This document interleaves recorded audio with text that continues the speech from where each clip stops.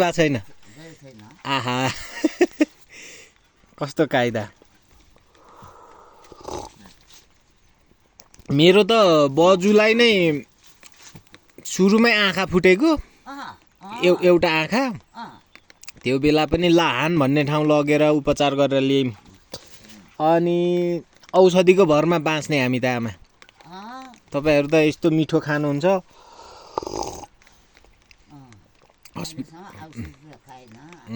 राम्रो आमा खासै खानु राम्रो होइन मेरो त बुबा रुखदेखि लडेर व्हिलचेयरमा अहिले त काठमाडौँ लिएर राखिरहेको छु मैले हजुर अनि उहाँलाई त झन् देखाइराख्नुपर्छ कम्मरदेखि मुनतिर चल्दैन मेरो पनि 2 माउ भैँसी पाल्नु भएको थियो बुवाले हाम्रो चाहिँ बाख्रा धेर हुन्छ बाख्रा चाहिँ 50 वटा बुवाले पाल्नु भएको त्यता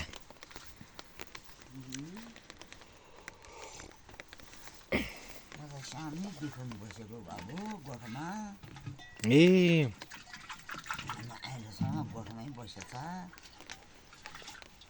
त्यो गाउँको मान्छेले नि चिन्दैन बोल्न पनि जान्दैन खसखस पनि जान्दैन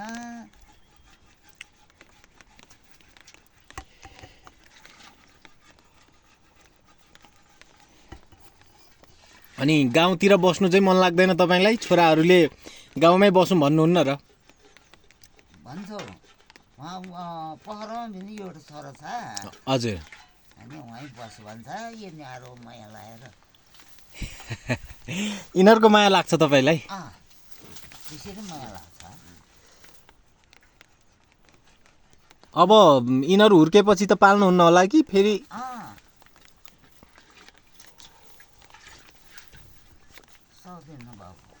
80 भनेको त धेरै पुग्नु भयो नि त अहिले मान्छे अब 40-45 वर्षदेखि मान्छे उकालो हिँड्नु सक्नु छोड्छ तपाई त घाँस दाउरा गरिराख्नु भएको छ अझै पहिल्यै चाहिँ रहर लागेन तपाईलाई शहरतिरै बस्नु यही बस्न रहर लाग्छ शहर बस्नु मन लाग्दैन बाटै चिन्दैन बाटै चिन्नुहुन्न खाउँ भने भान्सा गर्नै जान्दैन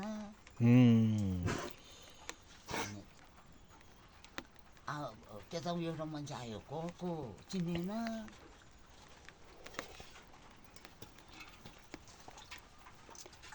मेरो बुवा त्यसरी लड्नु भएको चाहिँ 2 वर्ष भयो अनि मम्मीलाई पनि मैले काठमाडौँ जाउँ भनेको मान्नु भएको छैन अहिले पनि 2टा एउटा माउ एउटा पाडा छ तर ठुलठुलो छ अनि बाख्रा 25 वटा जति पाल्नु भएको छ अनि बसिराख्नु भएको छ गाउँमै हो मेरो पनि मम्मी गाउँमै बस्ने रहर लाग्ने हजुर गाउँमै बस्छु भन्नुहुन्छ अब तपाईँ जस्तै भन्नुहुन्छ पकाउनु खानु जान्दिन बाटो चिन्दिन त्यहाँ गएर के गर्नु भन्नुहुन्छ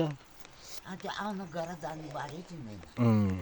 त्यो एउटा साथी नलाए हजुर अब एउटा गएस हो नि आमा तपाईको श्रीमान चाहिँ छैन बितिसक्नुभयो कति उमेरमा बित्नुभयो धेरै साल भयो तपाईँ कति वर्ष हुँदा बित्नु भएको कति साल त चिनेन गन्ती हुँदैन ए के गर्नुहुन्थ्यो उहाँ चाहिँ यस्तै कि ए